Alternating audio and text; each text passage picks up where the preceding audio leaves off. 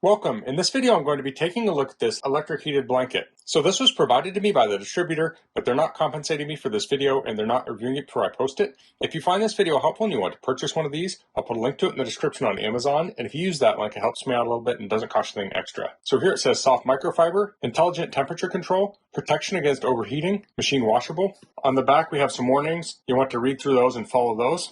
So let me get this out of here. It does have a nice handle on the box, so if you want to store it in here, you can do that. Here we have a user guide. Let's take a quick look at it. So we have lots of warnings and precautions here. You want to read through all of those so you can use it safely.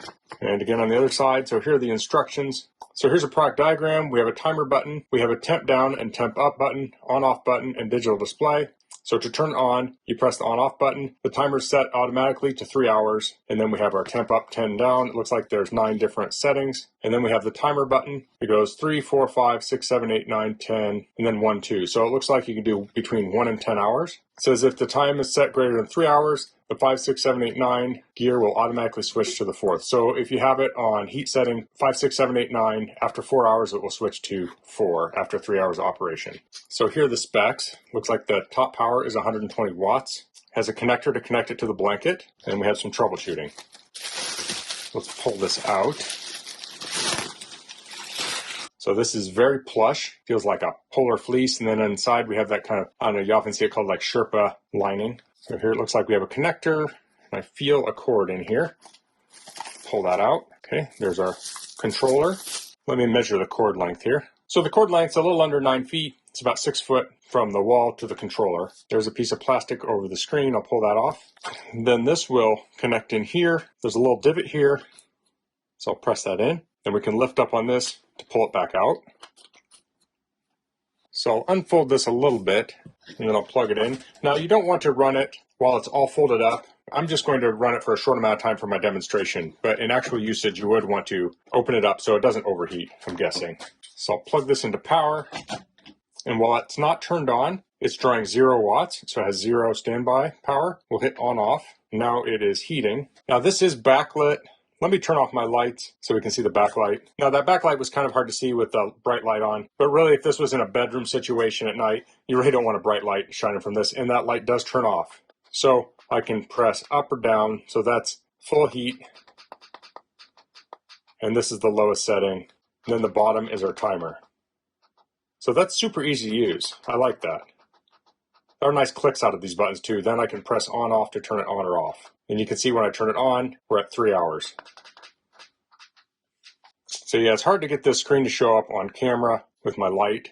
So we're on heating level 1, and it says 4.3 watts. I think that's actually kind of a standby wattage, because when I click this up, you'll see this will jump to 115, 120. So I think this is turning on or off to adjust the temperature to regulate it.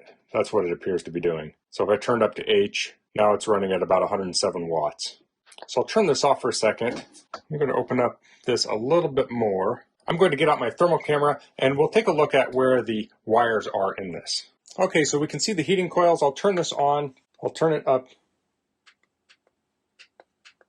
to the high setting. And here we can see 2 wires. Let me measure the distance. So they're about 3 inches apart.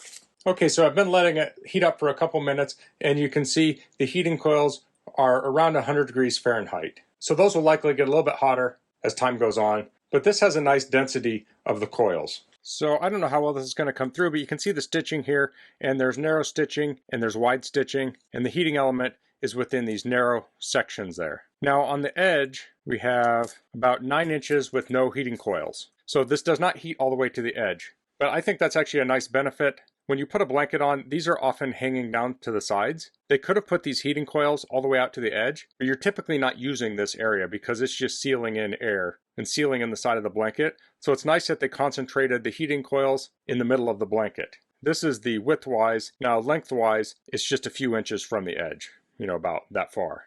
And this is a 50 by 60 blanket, and the coils are running lengthwise in the 60-inch direction. So I'm going to go sit in a chair and put this on me and shoot a clip so you can see what this is like when a person is using it. And I'm around 6 feet, so you can get an idea of the proportion of the blanket to a 6-foot person. Okay, so here I am sitting in a chair, and it's just over my toes here. and this is coming up to about my chest level. Now, if you're laying down, it's going to lay a little bit flatter. And then the sides where there are no coils, that about 8-9 inches are hanging off to the side. So the coils are concentrated in the middle of the blanket. And then I have the control over here that I can press like that. Let's take a look at it with the thermal camera. Okay, so here it is with the thermal camera. You can see the heating elements in the center here. So we have pretty decent weather out today, but looking at the forecast, it's going to get cold. We're headed into the winter season, so we're going to change from cooling our house to heating it. Now, I think electric blankets are one of the most efficient ways to heat yourself.